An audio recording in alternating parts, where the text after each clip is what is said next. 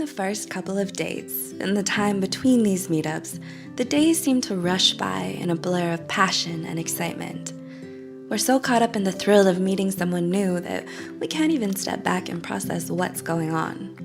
Although we might feel lost in this whirlwind of emotions, our relationships usually stick to a pretty common formula. Here are a few stages that almost all relationships will follow. The first stage, attraction. Our relationships first begin when we set eyes on our new partner. Although we haven't started dating yet, we feel an undeniable pull towards this enchanting new person. At this point, you might walk up and introduce yourself. Who knows, you might even start flirting, dropping a compliment here and there. And in 2019, this initial stage might not even take place in person. Many people meet someone new on social media or through a dating app. The second stage, learning more about them. Once we're attracted to someone, we usually feel a desire to learn more about them. Sometimes we discover more about this person through conversation, and sometimes we learn more about them after checking out their social media profiles. Better yet, we might even ask mutual friends for more juicy details about this new person. All of this new information helps us decide whether or not they're a good fit. The third stage, building comfort and trust.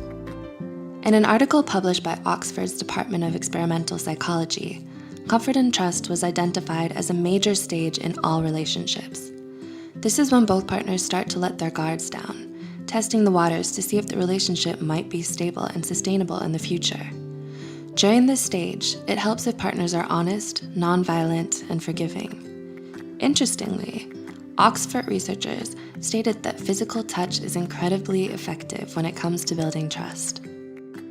The fourth stage, actually going on dates. At this point, we go on dates regularly. In previous stages, we might have been a little unsure about our partners, but now we've settled into a comfortable rhythm of dating and consistently enjoying each other's company. As we date more and more, both partners build a stronger connection based on mutual interests, trust, and attraction. By the end of this stage, we're comfortable with being vulnerable around them. The fifth stage, seduction. According to that same Oxford study, seduction is one of the final stages of a relationship.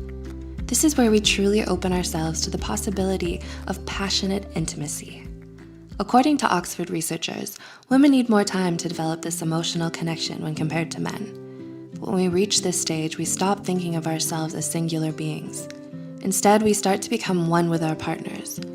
We feel their emotions and understand their experiences on a deeper level, as if they were our own. The sixth stage, the honeymoon phase. Most of our viewers are probably familiar with this phase of a relationship. In the first 6 months or so, everything seems new in a relationship, and this could be explained by scientific studies. Researchers tested nerve growth factors and cortisol levels of couples within the first few months of a relationship. These levels were very high, resulting in feelings of euphoria and reduced stress. But when they tested those same levels 12 to 24 months later, the levels had returned to normal.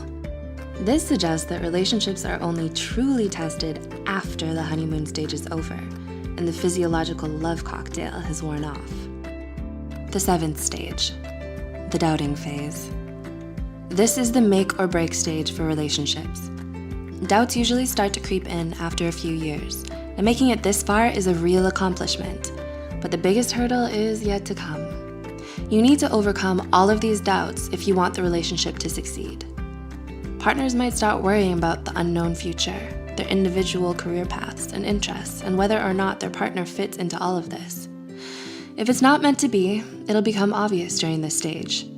In this current age of social media, it's very easy to start comparing our own relationships to other perfect couples we see online. This makes the stage of doubts even tougher to get through in 2019.